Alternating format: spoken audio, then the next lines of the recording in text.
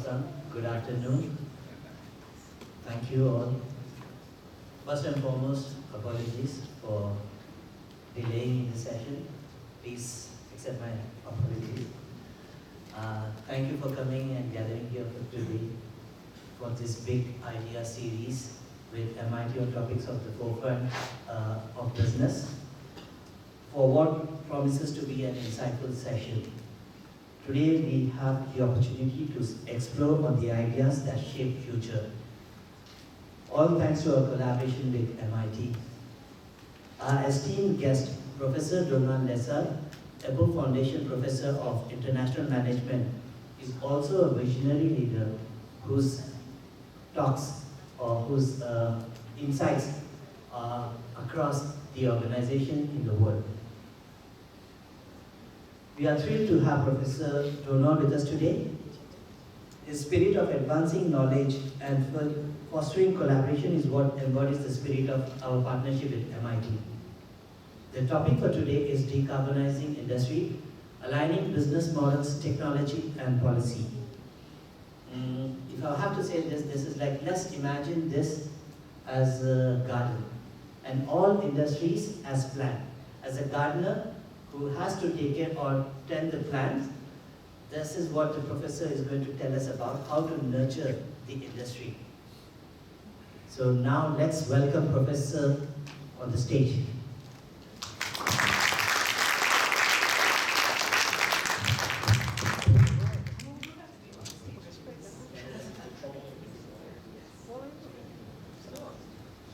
I don't recognize that guy. That's right.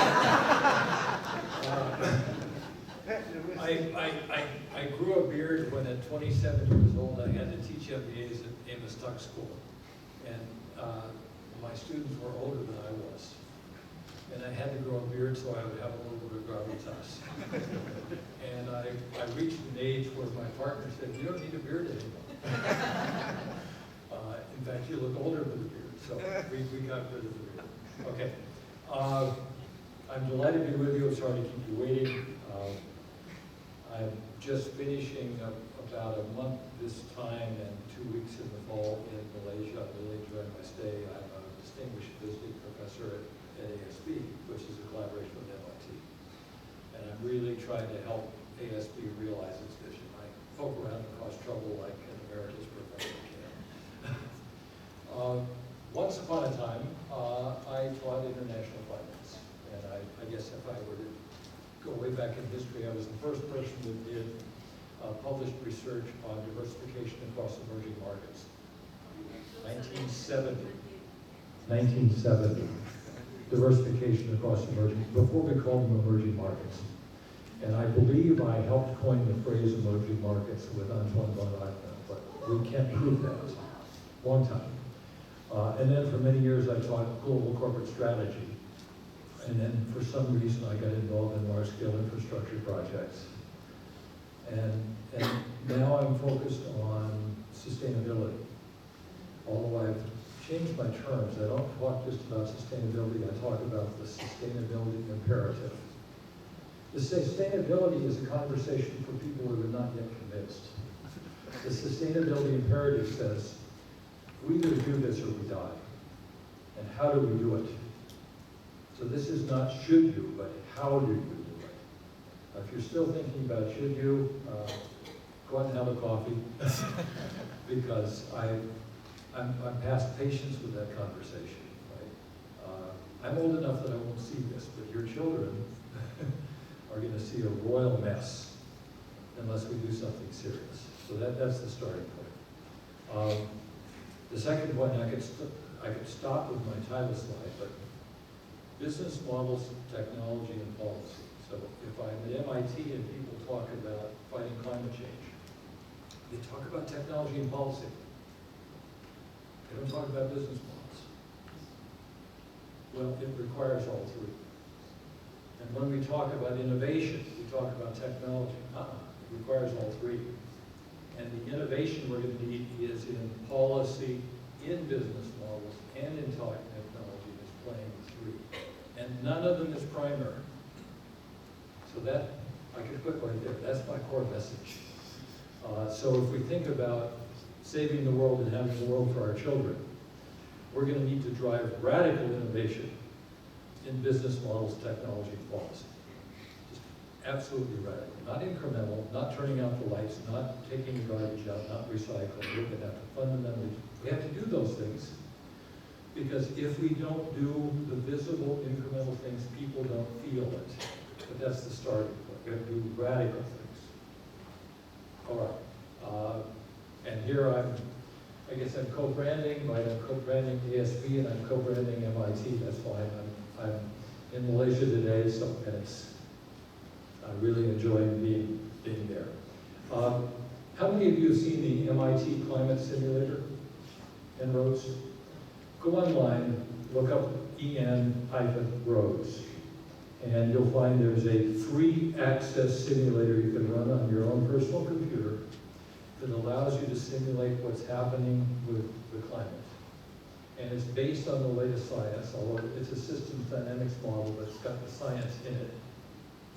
And it's really neat because you can play with all of the levers and you can start understanding which combinations of things might allow us to survive. That's the way I would say it. Any program I do on sustainability, I start with it. It's a neat one-day exercise. And you kind of show people a model, you talk about the background. And then in teams, you ask them to get from 3.3 degrees C down to 2 degrees C. And then you ask various teams to show what their solutions are. And what you discover is that there are many, many different sets. It's not easy, it's really hard work. But there are quite a few different sets of solutions that would get you to 2 degrees C, which is hard to realize how pervasive they are. So limiting climate change is possible, it's not easy. I don't know whether we're on a 3.3 degree path or a 3.7 degree path. I do know that this year is a lot worse than last year. The analogy I like to use about climate change is like the stock market. You're all finance people, right? So in finance, the drift term is very small and the volatility term is very large. And if you watch markets, all you see is the volatility, but what gets you is the drift term. Compound interest rate, compound warming. We have compound warming that is, what, 0.2, 0.3 C a year now? And then we have variations that are 3 or 4 C. So we see the variations, but look at now versus 5 years ago. Look at the duration of your heavy rainstorms versus 5 years ago. Look at your number of days that are above 38 C compared to 5 years ago. And the drift term, I think, is undeniable. It's really, really scary. So that's story number one. Story number two, and it's hard to see this, but it's basically the control panels of the climate game. Think of it as a climate dashboard. And there are a bunch of things that we can change. And so we start with the energy supply. Coal versus renewables, oil versus nuclear, natural gas versus zero carbon, and bioenergy and having a carbon price. And I can shake my finger at Malaysia. What proportion of your energy is renewable in Malaysia? 30, 40, 13. It's appalling. It's appalling. All that coal, right? You're one of the great coal-burning nations in the world. No, you are. But who's selling you that coal? Indonesia and Australia. So we got to shut down Glencore, number one. How are we going to shut down Glencore? We're going to build solar farms. We're going to get into ocean current energy. We're probably going to put shipborne nukes around the coastline. We're going to get rid of Indonesian and Australian coal. Okay, got to. Otherwise, but ask them, how much of the energy problem can we solve if we green the grid, if we change all the electricity going to the grid to renewables? 60%, 70%? How much of the problem do we solve? Less than 1/3. So if you make the grid entirely renewable, You're only 1/3 of the way there. What's missing? Industry, housing, transport, agriculture, and land use. What happens in industry? We use materials. We drive on, we live in, we walk on cement. Cement is responsible for 7% of all global emissions. Steel for about 5%, so materials collectively are about 30%. And what happens if we green all of the energy going into, all of the electrical energy going into cement production? Do we reduce the emissions by half? You're shaking your head, what do you think? Because cement is still there, right? Because that's still cement. The basic process, what's the basic process of making cement? You take limestone, you heat it to 1500 C in order to release CO2 into the atmosphere. So you've got double emissions. You've got emissions from getting 1500 C heat, and you've got emissions from the process. Limestone is used as a filler for everything. Pretty much. For even toothpaste, Or brush, everything. But the process of producing, the process that the Romans used and we still use, right? We heat limestone. I'm not a technologist, so I may be a little wrong on my science. But basically, we heat limestone to release the CO2. Turns out, if you greened all of the grid electricity going to cement production, you'd save about 6% of the emissions of it. Trivial. Steel, a little better, but not much better. Aluminum, a lot worse. Glass, about the same. So materials are a big sector. Buildings are a big sector. You've got to be careful. There's double counting. Because half of the emissions of a typical building over its lifetime are in the materials. Half of the emissions are in the HVAC and use. So if you build a green building, it's still not green because it's made out of materials. And of course, the materials are also counted in the materials sector, so they're also transportation. What happens if we convert all of the cars driving around KL into electrical cars? In the first instance, we increase emissions. You know why? Because all those cars are going to be coal-fired. Because your grid is only 13% renewable. Actually, it'll be worse emissions than internal combustion engines with gasoline. But let's imagine that suddenly you made all of your electricity renewable. Wonderful, no more tailpipe emissions. You still have concrete jungles. You still have people driving in cars. The concrete jungle displaces the forest. It uses materials. It eats up 3 hours a day of family time, right? So just greening the electrical system, you've got to change the fundamental transportation system. Food and land use, and this is your story, right? You own a lot of the world's peatland, and a lot of it has been transformed into date palm plantations. And if you can save some of that peatland, it's really powerful concentrators. So they're 4/3 basically, and it's 4/3 because there's some double counting across the boundaries. Point I want to make is, if we're going to survive, we have to make changes everywhere, in everything, and fundamental. And it's not just less green, it's also change industry.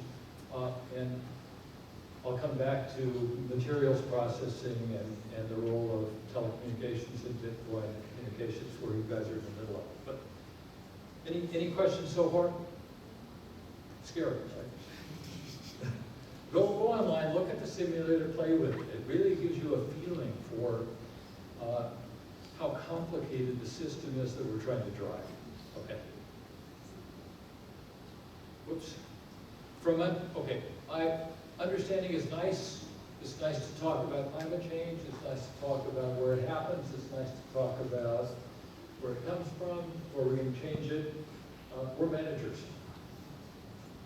We want to make things happen. I just finished doing a large mixed online hybrid program at MIT for Bain, so it was an internal program for Bain.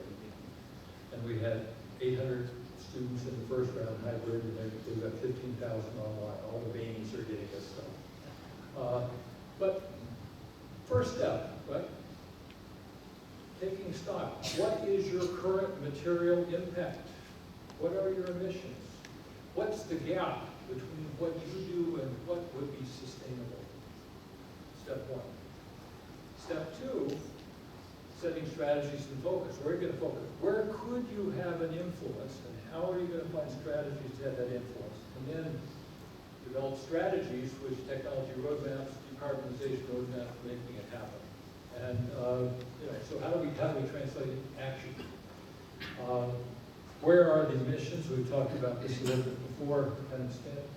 So industry, buildings, transport, that's the left-hand column. The right-hand column is we pull out the grid power out of all of the other sectors. And we see the grid power is about 30%. Still is a lot in industry, a lot in buildings, a lot in transport, a lot in agriculture. We can do another column where we pull materials out of things, right? Because half of buildings is materials, but the other half is the ongoing use of materials, so on and so forth. But where are they? Hopefully we're going to target those areas that are the big problems. Notice I'm taking a very narrow view of ESG. I'm just focusing on climate, and I'm just focusing on greenhouse gases, not on local pollution. But I think the same logic can be applied to all of the other dimensions of ENS. So we could go from greenhouse gases to include local pollution. We could go from local pollution to include community impacts. You can kind of walk down. So I think the same logic applies. It's just easiest to talk about a single measure, greenhouse gases. And even there, we have to do a long detour on methane. Right? The weight of methane in greenhouse gases depends upon what horizon we're assuming, because methane deteriorates more quickly in the atmosphere than CO2. If you take an infinite horizon, methane is only about 6 times as bad as CO2. If you set the horizon to 2050, it's about 80 times as bad. Well, I think we're dead if we don't significantly reduce emissions by 2050, so methane is 80 times as bad.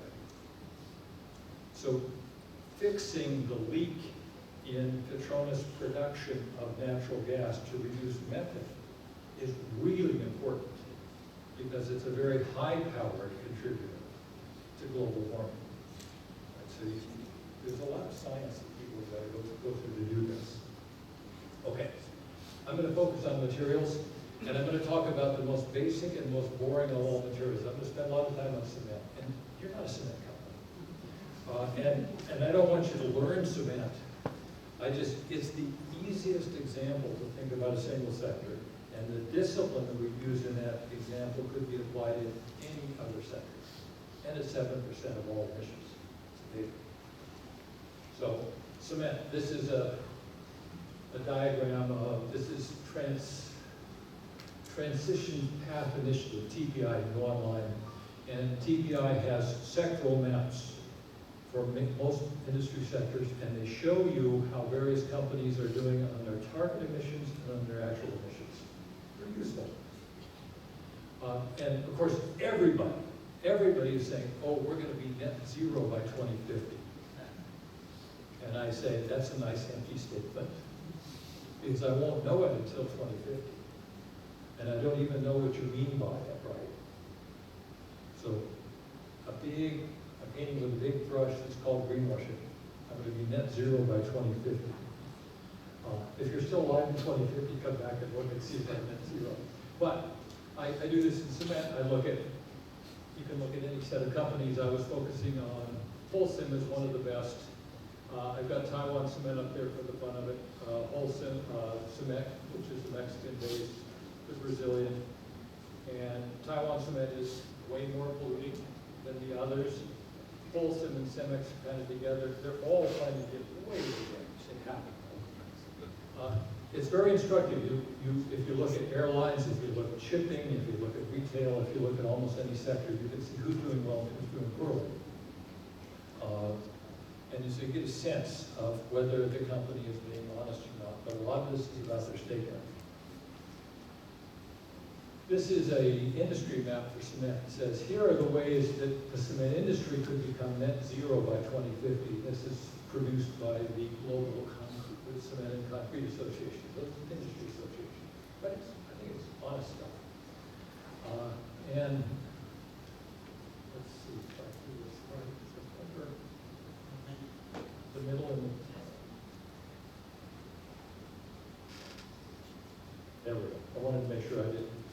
Okay, so this one, right, is basically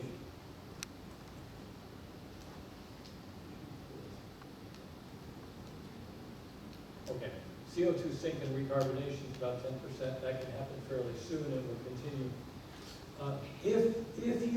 If you produce your concrete in a high CO2 atmosphere, it will absorb a lot of its own CO2.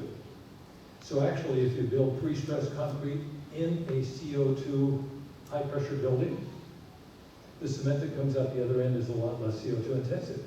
You can do that. So if you industrialize the production of components, and you do it in a high CO2 atmosphere, recalcification really counts. This happens a little bit naturally. It can be accelerated or produced in the right place. If you put baking soda in the cement, it captures more carbon. So actually cement itself is an active factor in offsetting its bad stuff. So that's that first line. Second line would be decarbonization of electricity. That was greening the grid. Notice hardly anything, right? You don't get much push out of that. Carbon capture and storage is going to be a biggie. But you need, today's technology, you need $150 a ton of carbon to economically recapture carbon. Although cement's pretty good because if you think of the flue gas on the cement kiln, it's really concentrated. It's a good place to capture it. Savings in clinker, this is kind of, clinker is the sticky stuff. And if you, I'll come to it in a moment, but it turns out by tradition we use too much clinker. So cement is less sustainable than it could be because we never paid attention. And we built in a safety factor by having too much sticky stuff that is highly emissive. And all we have to do is cut back on it. That's trivial, right? You just cut back on it. Savings in cement and binders. This is really using non-emission binders and stuff, so different materials. Efficiency in production, right? We can get better. This is also big. Efficiency in design and construction. This is really efficiency in the use of the material. So any industry can have a graph like this. You'd like to say, what are the potential technologies that we could use? And now I'm ready to talk about business models and strategy, right? The other two sides of the triangle. How do you think about, okay, these are the technologies that might make a difference. What kind of policies do they need to support them? And what kind of business model changes are required to put them in place? So, okay. How to judge the option? Are they profitable enough? Do they provide a good sustainability ROI? What business model changes do they require? Different product, different process, different assets, different capabilities, different ecosystem and complementers, different relationships. Are they backed and supported by current public policy? So if somebody shows you neat technologies, you say, well, number one, is the technology mature, right? Or is it a pie in the sky or something's going to happen 10 years from now? Number two, what does it need? What are the complements in terms of business model and policy? Okay. Clinker. So we just reduced clinker. Where's the action? So strategy. This is strategy 101. You don't have a strategy unless you know the value proposition, unless you know the delivery mechanism, unless you know the isolating mechanism, the moat, right? SWOT is not a strategy because it doesn't have those three elements. Growing your profits by 10% is not a strategy. It does not have those elements. Stan Shee's smiling curve, the old smiling curve, had those elements.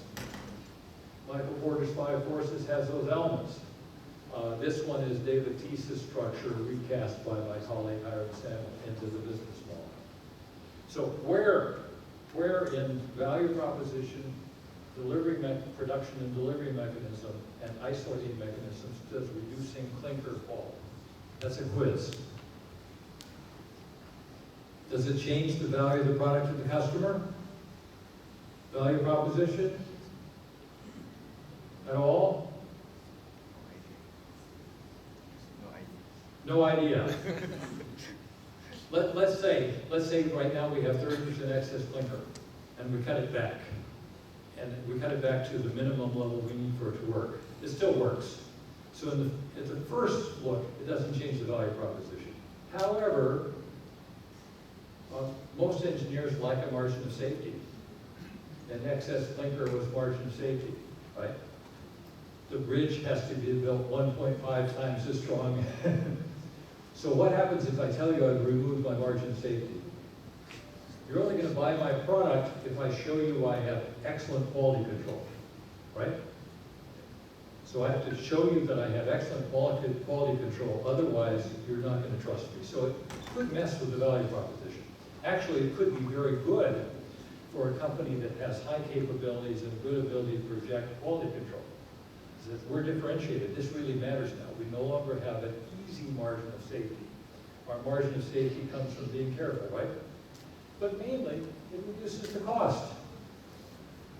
Right? You're simply cutting a costly element, you're getting the same value. Do you get to keep the cost reduction, or does the competitive price fall? That's the isolating mechanism. So maybe you reduce clinker and everybody else does. The climate is better off, your industry hasn't changed.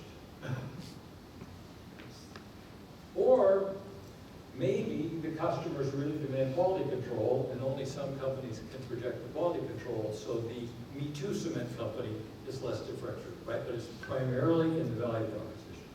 Okay, number 2. Waste is fuel. Very quick. 70% of all of Mexico City's garbage goes into Cemex's kiln in Puebla. That's how much heat is needed to produce the cement for Mexico. 70% of Mexico, that's 12 million people. 70% of the garbage, that's a lot of heat.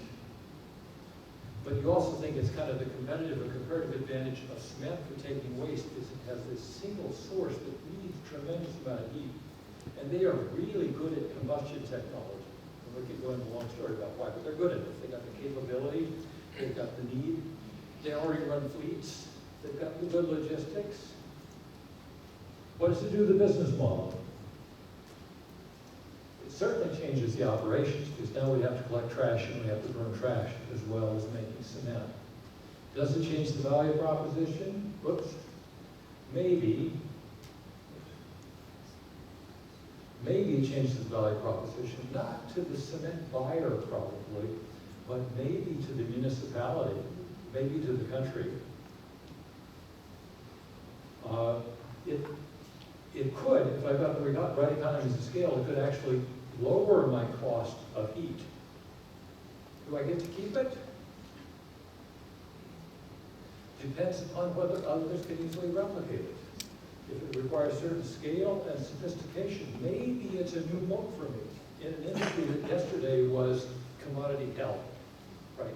Today it's only I can do this. Just thinking about business models. Okay, we'll do another one. Green concrete, so we mix new aggregates. And that one, it changes the value chain. It also changes the value proposition. Does the United States have a policy that favors using low carbon concrete? Somebody said yes. Does the United States have a carbon price? No. We're one of the most backward countries in the world. We don't price carbon. We're way behind Europe. We're behind many countries in Asia. But if you look at the fine print in President Biden's Industrial Recovery Act, the IRA, which actually is an infrastructure act and a climate change act, you'll see that any highway built with federal dollars must use green concrete. Huge, huge product standard. Now what happens?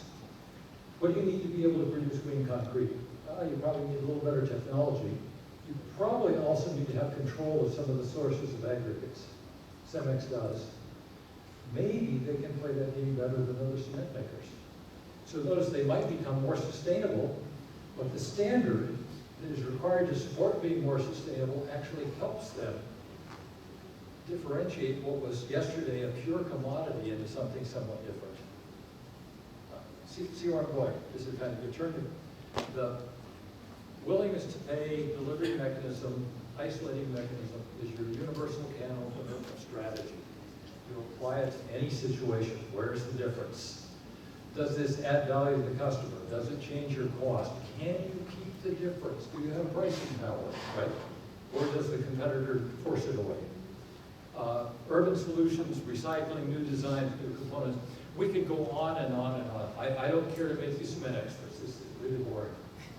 But notice, now we have a conversation about technology, policy, and business models.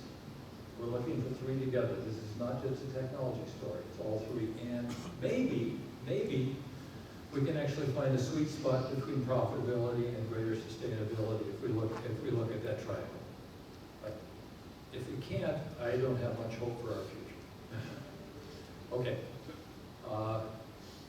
Tech and policy scenarios, the way I like to think about it, think about 1.0, which is current policy context, current technology. What can I do? I can green up my existing process, I can improve my process, I can improve my product, I can optimize my product. 2.0, future technology, things that are in the pipeline but I have not yet implemented. So let's say a new business model with technology we already have within the current policy framework. 3.0, stuff that would require change in policy and or radical technology. Think of almost any industry, you can start categorizing things by those three pieces. You can start thinking about what you can do in the short run, medium run, long run to decarbonize. Now, when the company tells me they're going to be net zero in 2050, I can say, what are you doing today to reduce emissions in the short run? What are you doing today to get ready for what you're going to implement in 3 years? What are you doing today to invest in the technologies that you're going to implement in 10 years? If you can't show me those things, I don't believe your target, right? I can come back next year, I can say, last year you told me, where are you, right? Program, milestones, specific actions. If they can't tell you the specific actions, their target is bullshit. Just to be very polite in the early afternoon. Okay. No target, this is my final or next to final message. No target is credible without a pathway, so stuff you can do now, essentially with current technology, with the current business model, a lot of the gap between what is and what's sustainable is nobody's been paying attention. If you just wake up and pay attention, you can do a lot better right now. Lots of stuff. But new products, asset upgrading, much greater circularity, a step up in the medium run. Long run, total transformation. Cement ought to bypass the CO2 releasing process. It should be direct electric. Steel should be direct electric. Aluminum should be direct electric. There should be really good public transportation in the middle of this cyber village so that not everybody's in cars, right? Not just making the cars EVs, but actually changing the way you get here. There has to be fundamental transformation in the systems. So big message, it's not about cement, it's thinking about the change. What's the complementarity between the technology, policy, and business model? At what scale does the system have to be changed? Who has the leverage to change the system at that scale? Beyond cement, commodities processing, retail, energy system, blah, blah. Let's talk about commodity chains. So nickel, aluminum, rare earths, copper, all the stuff that's coming up from Indonesia and blowing the coal smoke north to Malaysia, right? How does it get to market? It gets mined, it gets sold through commodity market, it gets processed, it gets sold through commodity market. Anybody know why I'm using the lemon as a symbol? Know about lemons markets? No. A lemons market is a technical term of economics. It actually earned George Akerlof a Nobel Prize. A lemons market is a market in which you cannot assess quality. A lemon in the United States is a car or other product that is bad. So a lemons market is a market where you can't assess quality, therefore you have to assume the product is lemon. What is the nature of all commodity markets? They are lemons markets, you have to assume that the nickel ingot that arrives was produced in the least environmentally beneficial way. Big nickel produced by Chinese coal. You have to assume that it was mined under the worst social and community conditions possible. You have to assume that the producers skip paying their taxes, right? It's a commodity. It's traded on the London Metals Exchange. Anything that's traded on the LME is a lemon. How do you move the world uphill? You move from commodities to bespoke products to the end user. So BMW says, I want green aluminum. And Rio Tinto says, I'll give you real aluminum, and we'll actually allow you to Bitcoin trace the aluminum through all the stages, so you know how it was mined, how it was refined, where it was transported, how it's delivered, and it's going to have your metallurgical right, characteristics. It's going to have an E and S stamp that you will accept, and it's going to have a supply chain in today's geopolitics that you can live with. 10 years from now, I would argue all commodity chains will be transformed. Okay, now I think we're talking about business that involves Malaysia Telecom. This is going to be digitally connected from one and the other. Sembcorp in Singapore is already Bitcoining its energy sales. HB Antwerp has a digital connection from the diamond mine to the finished diamond. These things are feasible. They are happening. If we're going to shut down Australian and Indonesian coal, we have to digitally convert commodities. We can shout about them, but they're still going to go through lemons markets. And there's always going to be an incentive to buy the cheapest product. So this is kind of a big systems transformation, right? And same thing goes with palm oil, right? Same thing goes with a lot of the other tropical products. So you're right in the middle of these chains. You could actually make a difference in these chains. Come on, move on chain.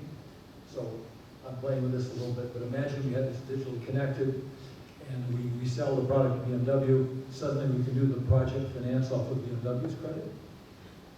With escrowing the proceeds, we can link the power purchase agreement into BMW's credit. We can fiscalize the whole thing. We can monetize the carbon credits within the same system. Right? Platform. Build yourself a digital platform that serves all of these purposes, as opposed to a bunch of separated businesses that connect through lemons markets. Now think about how many other points in the economy are connected through lemons markets. And how would you connect them through a more feasible way? Okay, done. How do you do this then on a day-to-day basis? How does the company, the ecosystem, the country make this happen? Well, focus and targets. Where's the bad stuff? Where could we have an influence, right? Let's be strategic here. Where does it really matter? Where could we make a difference? What are our explicit pathways so that we get beyond vague promises and actually make statements about what we're going to do and drive those statements through the company? And then obviously governance, incentives, organization to do this. So we could spend another week on kind of driving sustainability. You could, I think, you can take the same crank and you could turn it on almost any industry. And of course you want to look at your own industry, but I think by and large you want to look at the industries you serve. Right? And at the ecosystem level, you become much more important than you are just at the enterprise level. A lot of these changes are at the ecosystem level. So any questions or comments? That's my thing for the day. Think the triangle. If we're going to have a world for our children, we have to make radical changes. The radical changes will require innovation in technology, business models, and policy. We're typically going to be moving complex ecosystems. Many of them are currently disconnected today through lemons markets. So digital technology is going to become absolutely critical in changing them. Let's all have fun.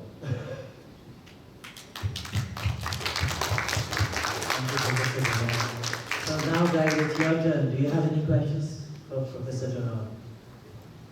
Please raise your hand and come towards the mic to ask questions.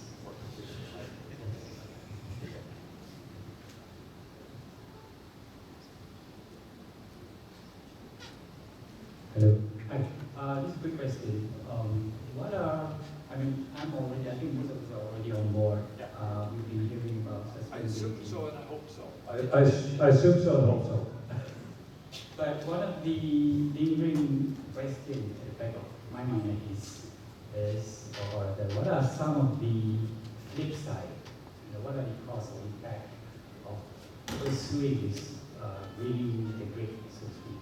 Do we understand that, and what are also some of the mitigations that we need to address?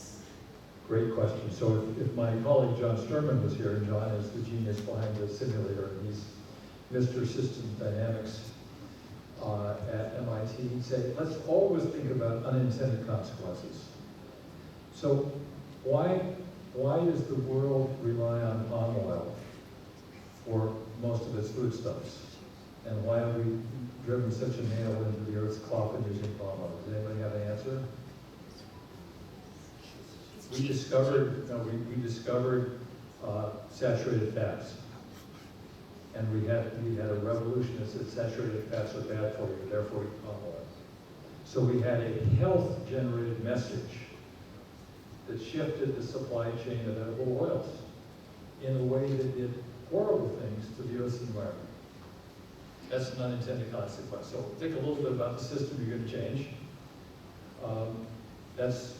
And those things happen, right? So think about rushing to put EVs on Malaysian roads with only 13% of the power coming from renewables. Why don't you'd rather spend the dollars on getting the renewables.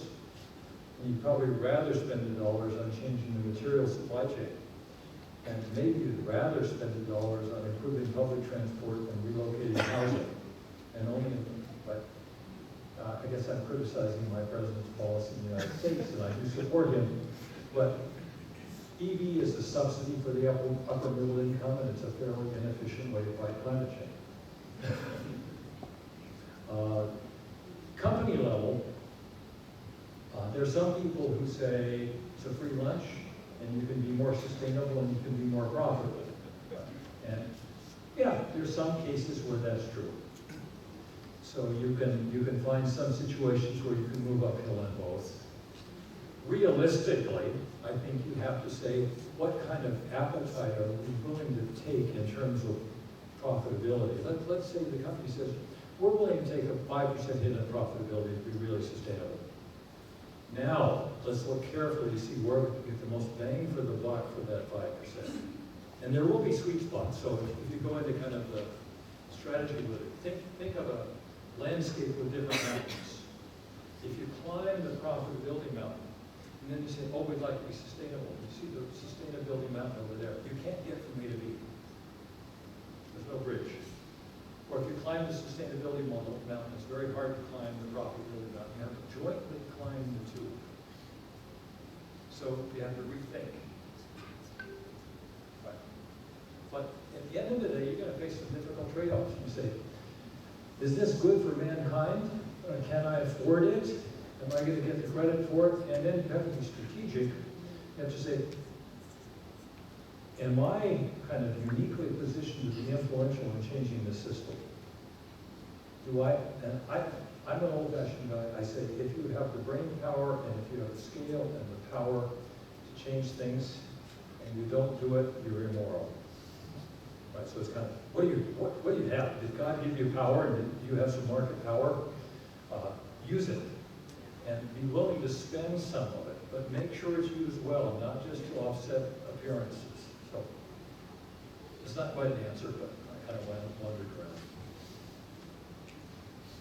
Think systems, think systems, think systems. Try to think about unintended consequences. Try to think about whether the particular step you're looking at is really an efficient step in the grand scheme of things, whether you really should be doing it, whether you could spend your time and resources better on something else that would have a bigger impact, whether you have a chance to lead the ecosystem on some things, and it's fine for you to be good enough and a follower on other things, right? You don't want to be a leader in all dimensions of sustainability. That means you'll do nothing. You're going to pick those places where you're going to be, where you have the best capabilities and or the right position, which may mean you're the most unsustainable to start with, but it's going to be strategic. Okay, anything else? No questions? I have one, Professor. Good. So from technology standpoint of view, what emission scenarios do we need to consider for decision making of a process? So there you need a presentation from my climate friends on, right, we have various climate scenarios, and so let's say a variety of 2.0 scenarios, a variety of 1.5 scenarios, a variety of business as usual scenarios with a 3 or 3.5 or 3.9. That's the starting point. So those are, the business as usual scenario is a forecast. A 2.0 or a 1.0 is a wishful scenario, right? It's an aspiration. It doesn't yet talk about any action. Then there will be a pathway, and the International Energy Agency has a variety of pathways. They say that in order to get to 2.0, here's what has to happen in this sector, and this sector, and that sector. That pathway is not unique. That pathway involves a lot of judgments. And so it's not science now. This is now a mixture of policy, technology, and business models. And it's and IEA is always biased towards things that green energy as opposed to reduce the need for energy, because they are the Energy Association. And the Concrete Manufacturers Association is biased towards things that use better concrete, but still are concrete, right? So, but there's a world of climate scenarios, and then a world of aggregate climate pathways, which can be turned into pathways by sector. And they're kind of arbitrary, but now I can start comparing companies. And I can see how they do on those pathways. Then I can look inside and see what they're doing. So I have groups of students look at the sustainability reports of different companies. And one group of students looked at one of the US airlines. And they were kind of blown away by all the sustainability initiatives. And then they compared it with the European airline. And they found that the US airline was first grade. They really weren't doing nearly the same thing that another company was doing at the same time with the same technology in the same policy context. So compare, right? Benchmark yourself, benchmark the others, really look at it, think about it, have a dialogue. A dialogue about where would we like to be, what are the possible ways of getting there, where are we, how are we doing relative to others. At ASB is trying to build a series of ACE programs that are part online and part live. And what I would do in this division, I probably will ultimately do, I do something like this and then some of the following lectures. But in between, I'd send the participants out on the web to research the sector. The information's there. We need is a framing of that information. Look at it, right? Explore. Now come back. Go out and look. Now come back. Go out and look. Then go in your own organization. Look, explore, bring it back, right? So interaction between how you think about these things versus what's happening. Facts. Facts, not promises. Thank you, Doug. Your answer segued nicely into my next question on geopolitical tension, or even how international, governments are they doing enough to make this happen? No. On the other hand, we have to we have to hope that they will do more. We have to try to push them to do more. We have to do as much as we can with what they're doing. We have to try to work with them. So let's imagine that I pick critical materials that are needed for the energy transition as my target. So nickel, copper, rare earths. Because I got to have them to move to electricity, but they are also highly emissions producing. And the stuff is coming out of Asia or Africa. And it's caught in the middle of the geopolitics between China and the United States and Europe. Now, how as an activist do I use that? Well, I'd probably say I put together my digital solution, and I work very hard that my digital solution qualifies the material for importing to the US or Europe. I get them to agree that if they can trace all of these steps, they will say this is good stuff. And I'm very quick to say this is not anti-Chinese, because a Chinese firm could come into the same system. Right? This is not country, this is traceability. But frankly, I use Europe and US against China to open up this front. Is I'm trying to shut down the lemons market, almost by definition goes through China. And then I'm Malaysia, and I'm nicely positioned in the middle. And you know, Malaysia has to say, which country do you like? And your answer has to be, I like Malaysia. And you have to say, since I like Malaysia, listen to me carefully,